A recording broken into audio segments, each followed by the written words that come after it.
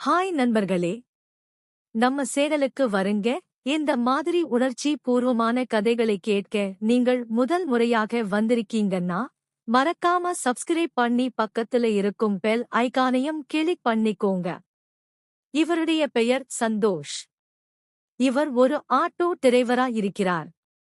சொந்தமா ஒரு ஆட்டோ வாங்கி அதிலிருந்து வரும் வருமானத்தால்தான் தன்னுடைய வீட்டை பல வருடங்களாக நடத்திக் கொண்டிருக்கிறார். இவருடைய அம்மா 4 வருடத்துக்கு முன்னாடி மறைந்துட்டாங்க. ஒரே ஒரு சிறிய அண்ணன் மகள்தான் இவருக்கு பாசத்தோடு சேர்ந்திருக்கிறாங்க. அப்பா சந்தோஷ் சிறுவயதிலேயே இல்லாமல் போனார். அந்த நாள் முதல் சந்தோஷ் தன்னால முடிந்தவரை தன்னையும் அண்ணன் மகளையும் பார்த்துக்கிட்டே வந்தார்.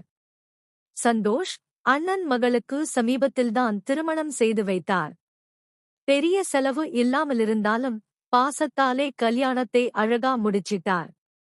அவர் மனசுல நான் பெரிய பணக்காரன் இல்லை, ஆனா பாசத்தில நான் எப்பவுமே பிரம்மாண்டம் இன்னும் ஒரு நம்பிக்கை இருந்தது.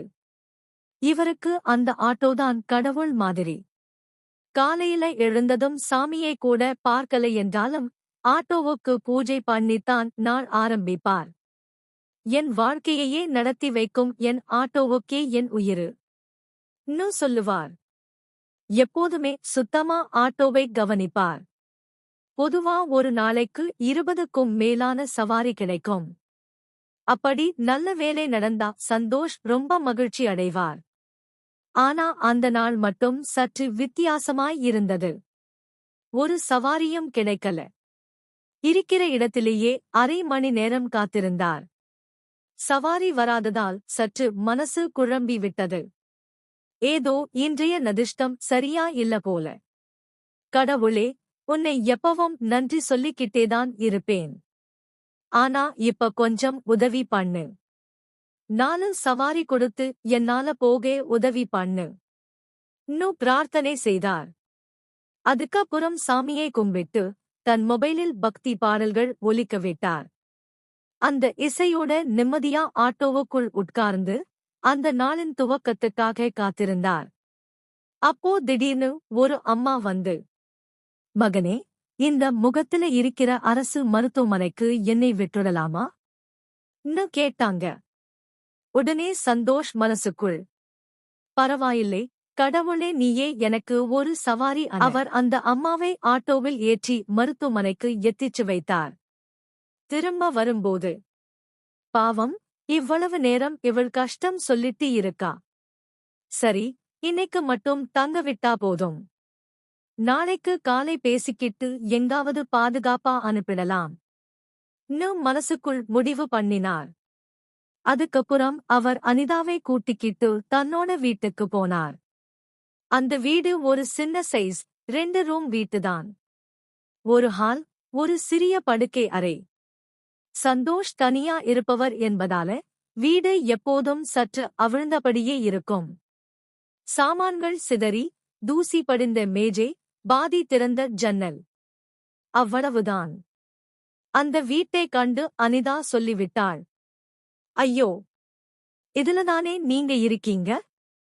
கடவுளே, இங்க எப்படி தங்கினீங்க? கொஞ்சம் இடம் தாருங்க, நான் இதை சுத்தம் பண்றேன் ன்னு சொல்லிட்டு உடனே துடைப்பமும் துணியும் எடுத்து வேலைக்கு இறங்கிட்டாள்.